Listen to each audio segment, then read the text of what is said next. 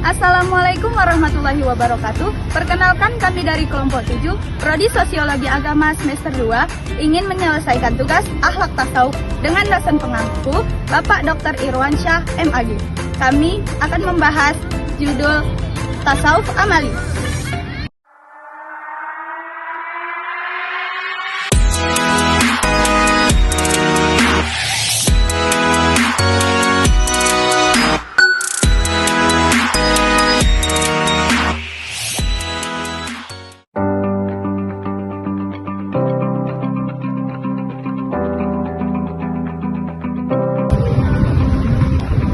Perkenalkan, nama saya Lia Alfadilah dengan NIM 0604232025. Perkenalkan, nama saya Syasha Milana Pidimasti dengan NIM 0604232026. Perkenalkan, nama saya Aisyah Najia Amara dengan NIM 0604232027. Perkenalkan, nama saya Yulia Safia Rahab dengan NIM 0644232028.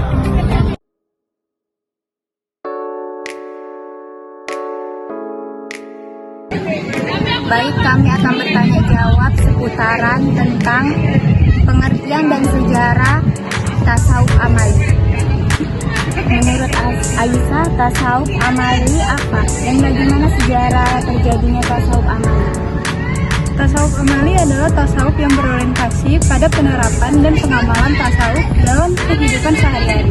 Secara tidak langsung, tasawuf ini bergerak di atas dua terapan, yakni tataran konseptual teoris sebagai landasan filosofis dan tataran praktis sebagai dimensi terapan dan dari ilmu tasawuf. Sedangkan sejarah, pada mulanya tasawuf merupakan perkembangan dari pemahaman tentang makna intuisi Islam.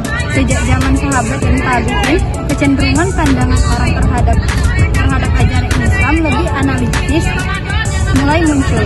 Ajaran Islam mereka dapat dipandang dari dua aspek, yaitu lahiriah dan aspek batiniah.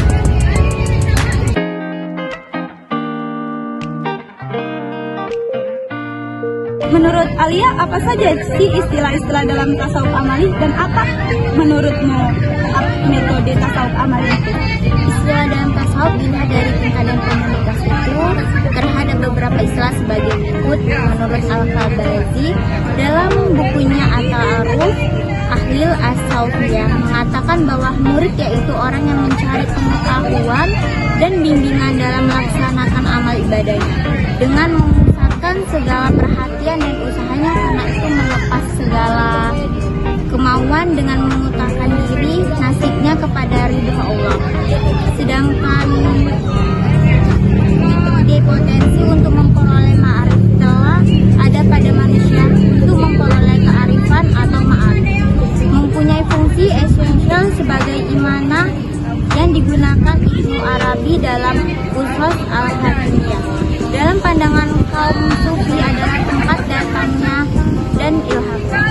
Ia pun berfungsi sebagai alat untuk ma'arifin dan menjadi cermin yang mengutamakan makna-makna abadiah.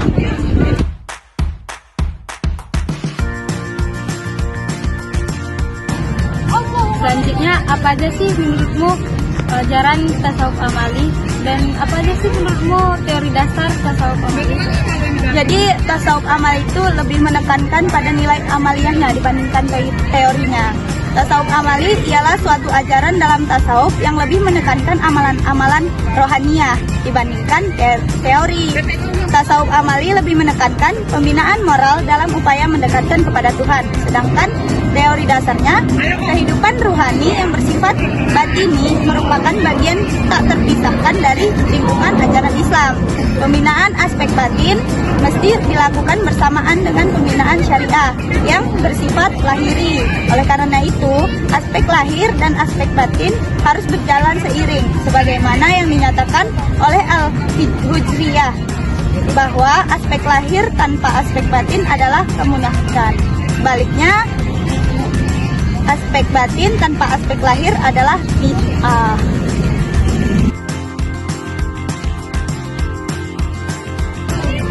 Dan terakhir, siapa saja sih tokoh-tokoh tasawuf amali? Dan menurutmu apa tujuan tasawuf amali?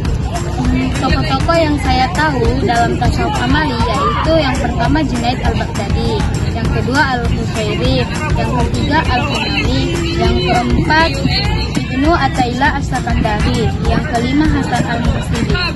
Dan menurut saya tujuan tasawuf amali ini merupakan untuk mendekatkan diri kepada Allah, bukan hanya berupa teori namun melainkan dengan mengamalkan praktik ibadah.